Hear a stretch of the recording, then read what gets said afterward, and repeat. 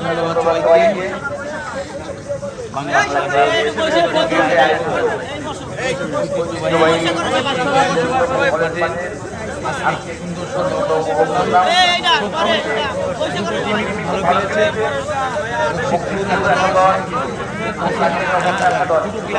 ভালো খেলেছে, হয়তো কাশি হয়েছে, কিন্তু আমি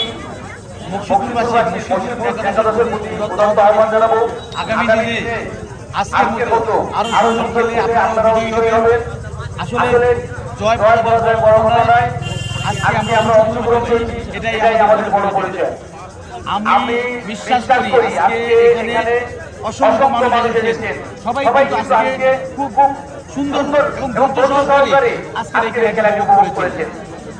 আমি আপনাদেরকে কথা দিতে চাই, আমার শ্রদ্ধেয় ভাই জনাব ইঞ্জিনিয়ার আলী আজম সাহেবের পৃষ্ঠপোষকতায় আজকে যেভাবে এই মুকসিদপুরের বিভিন্ন পর্যায়ের মানুষ এবং কাশিয়ানির মানুষের উদ্যোগে আজকে ক্রীড়াঙ্গন যেভাবে সমুজ্জ্বল হয়ে উঠেছে, আমি ওনার ছোট ভাই হিসেবে আমি ওনার পাশে থাকতে চাই। আমি ওনাকে কথা দিয়ে বললাম, আগামী যে আয়োজন হবে সেই আয়োজনে যাতে বাংলাদেশ সরকারের ক্রীড়ামন্ত্রী এখানে উপস্থিত থাকেন, সেই ব্যবস্থা করা হবে।